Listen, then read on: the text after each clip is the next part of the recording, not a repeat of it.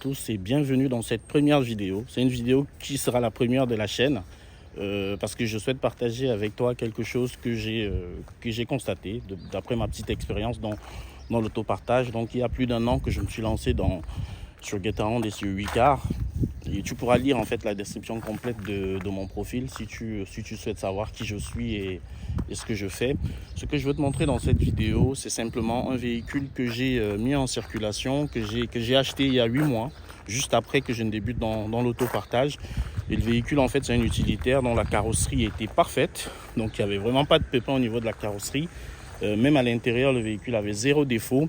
Je vais te montrer simplement pour que tu te rendes compte de ce qu'on fait, de comment est-ce que les véhicules peuvent être amochés simplement lorsqu'ils sont en libre service, donc dans le cadre de l'autopartage. Donc je vais te montrer ces véhicules. C'est l'un de mes véhicules qui tourne le mieux. Donc il a plus de 160 locations en 8 mois. Il est loué quasiment tous les jours. C'est un véhicule qui est assez rentable. Mais je vais simplement partager avec toi l'état de la carrosserie aujourd'hui de ces véhicules pour que tu te rendes compte de ce qu'on fait et de comment les véhicules peuvent être amochés par les locataires, simplement. Allez, je vais te montrer ça. Donc ce véhicule, il est là. Donc c'est ce Renault Kangoo, c'est la version rallongée. C'est un Renault Kangoo Maxi. C'est 4 mètres cubes. Donc il est là. Comme ça, vu de près, comme ça, tu peux te dire, vu de loin, comme ça, tu peux dire qu'il est encore en très bon état. Mais il est encore en très bon état au niveau fonctionnement parce qu'il a moins de 60 000 km pour un utilitaire. Et lorsqu'on va se rapprocher un peu plus, tu verras des choses que tu ne vois pas de loin. Bon, je vais juste te montrer l'habitacle interne. Dans un véhicule que je loue comme ça avec un diable, des couvertures de déchargement et puis des sangles. Je vais te montrer l'un des premiers défauts en fait que tu ne verras pas simplement sur un journal ou un contrat de fin de location. Tu vois ce défaut là, voilà, ce sont des attaques simplement à la carrosserie, il y en a là. Et ça, tu ne le verras pas dans le rapport de fin de location, dans le contrat de fin de location, tu ne le verras pas. Tu le verras seulement une fois que tu auras récupéré le véhicule.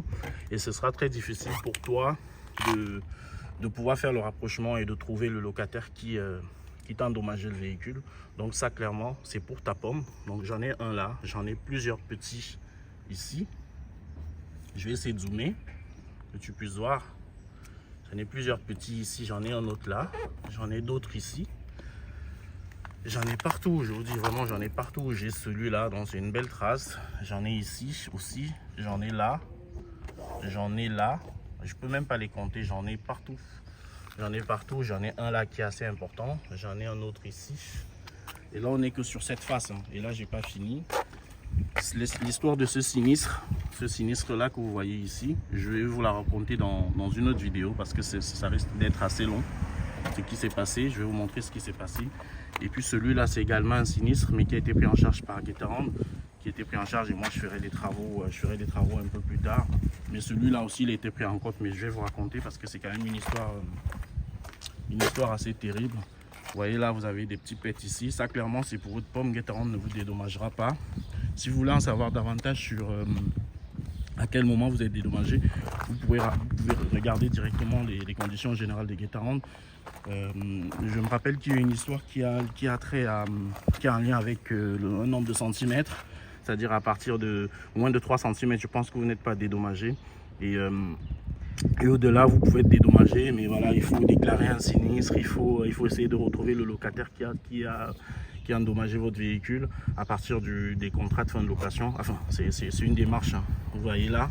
Donc pour ceux qui s'attendent à une activité passive, je ferai une autre vidéo également pour vous dire ce que je pense du mot passif lorsqu'on parle de l'autopartage. Vous voyez là, j'ai une belle trace. Celle-là, elle n'a pas été prise en compte du tout.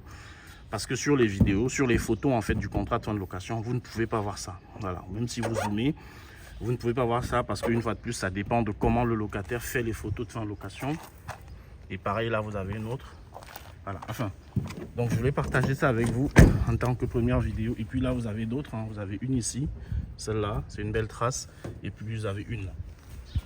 Effectivement, au moment de la revente du véhicule, ce sont des choses qu'il faudra prendre en compte et qui feront qui feront forcément baisser le prix de vente du véhicule.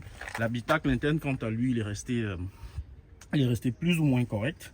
Je dis bien plus ou moins parce qu'au niveau de l'assise ici, voyez ça n'y était pas. Ces deux petits points là, les brûlures de cigarettes, ça n'y était pas. Et c'est très compliqué parce que Gatearound, jusqu'à il y a 2 mois, je pense au mois de fin avril 2023, ne permettait pas en fait aux locataires de faire des photos de l'intérieur du véhicule. Donc c'était très compliqué. Et encore même aujourd'hui, Gatearound permet de faire des photos de l'intérieur du véhicule, mais l'angle de photo n'est pas imposé, c'est-à-dire que le locataire en fait il va faire des photos suivant l'angle qu'il souhaite faire.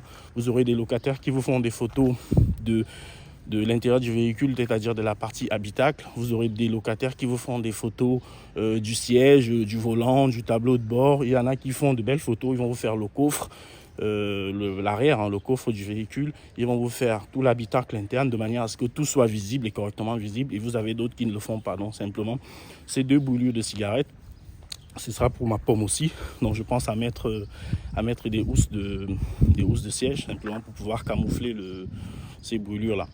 Donc voilà, je voulais partager ça avec vous assez rapidement en live. C'est à quoi il faut s'attendre lorsque vous faites dans l'autopartage avec Gatearound. Avec Wicar, c'est encore autre chose, notamment avec l'assurance, c'est autre chose. Et l'un des conseils que moi je vous donne par rapport à ce problème que moi j'ai eu, le premier conseil, c'est de ne rien laisser passer. C'est-à-dire que vous entretenez vos véhicules, vous venez 1 fois par semaine, 2 fois par semaine ou plusieurs fois par semaine, ça c'est à vous de voir. Une fois que vous avez nettoyé le véhicule ou que vous avez inspecté le véhicule, je vous conseille toujours une première chose, c'est de faire des photos horodatées. C'est-à-dire que vous prenez un peu de temps, vous prenez 2-3 minutes et vous refaites des photos complètes de votre véhicule. On fait des photos horodatées. Vous avez plusieurs applications qui peuvent vous permettre de faire des photos horodatées, qui vont vous mettre la position, c'est-à-dire l'adresse de la photo, simplement où vous faites la photo et puis la date et l'heure. D'accord? Vous faites ces photos horodatées, vous essayez de refaire toutes les photos, donc tout le tour du véhicule, et vous faites de belles photos. Faites-le 1 fois par semaine. Moi je le fais 1 fois par semaine ou parfois 2 fois par semaine. Donc j'ai un téléphone plein, mon téléphone il est plein de photos de mes véhicules, mais c'est pour la bonne cause. Donc vous faites des photos horodatées complètes de votre véhicule intérieur et extérieur. Vous les conservez, d'accord. Et quand vous revenez inspecter le véhicule, à ce moment vous regardez s'il y a des choses qui ont changé par rapport à l'état précédent de votre véhicule. Ça c'est le premier conseil, de faire des photos horodatées.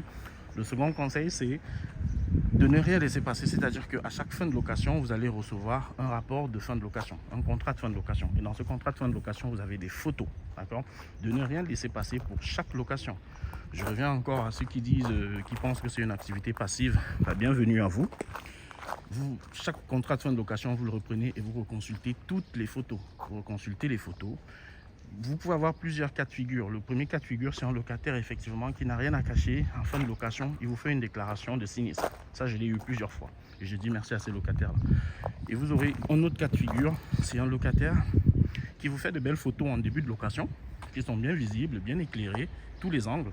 Et en fin de location, il vous fait des photos dégueulasses. Ça, je l'ai eu aussi sur un locataire qui a voulu camoufler un sinistre. Il vous fait des photos dégueulasses de manière à ce que vous ne pouviez pas vous dire que vous avez un sinistre ou qu'il a eu un sinistre. Donc je vous conseille d'éplucher tous ces contrats de fin de location, d'éplucher les photos et d'aller regarder vos véhicules quand vous pouvez et de refaire des photos horodatées. Ça vous permettra déjà, avec les photos horodatées, d'avoir un historique de vos véhicules, de l'état de vos véhicules, de pouvoir en cas de litige, parce qu'il y en a très souvent, Gatearound va vous demander des photos horodatées de vos véhicules, de pouvoir sortir ces photos et de dire moi j'ai inspecté mon véhicule il y a 2 semaines et j'ai fait des photos horodatées du véhicule et on peut bien voir qu'à tel endroit sur ces véhicules il n'y avait pas de défaut, donc le défaut il est apparu après, donc je ne suis pas responsable de ce défaut là et vous pouvez comme ça discuter avec eux, mais au moins vous avez un élément de preuve. Ça c'est très important. Et le checking des véhicules, je reviens, ceux qui pensent que c'est une activité passive, vous avez complètement faux. Vous avez complètement faux, parce que même en étant vigilant comme je le suis, sur la gestion de mes véhicules, j'ai quand même pu me faire avoir sur des sinistres comme cela. Parce que ces traces, ces impacts sur la carrosserie, je les appelle des sinistres. J'ai quand même pu, je me suis fait avoir simplement et c'est pour ma pomme. Donc c'est à partir de ce moment justement que j'ai commencé à faire des photos complètes de mes véhicules. Et je vous assure que ça se passe mieux aujourd'hui. Donc voilà, c'était la première vidéo de cette chaîne. J'ai voulu partager ce petit point avec vous rapidement, sans protocole, comme vous avez pu le voir. Dites-moi ce que vous pensez en commentaire. Dites-moi si vous souhaitez que je vous partage davantage ce type de photos. L'idée de la chaîne, c'est simplement de vous partager mon quotidien, sans protocole et avec humilité simplement. Ça fait plus d'un an, ça va faire 1 an et quelques mois que je me suis lancé dans l'autopartage. J'apprends encore tous les jours. Mais pour ceux qui veulent se lancer, pour ceux qui ne savent pas ce que c'est, pour ceux qui souhaitent voir ce que c'est simplement, je vous invite à vous abonner à la chaîne. Je vais essayer d'être assez fréquent au niveau des publications, de manière à pouvoir vous partager effectivement mon quotidien dans cette aventure. Allez, bonne journée à tous. Ciao.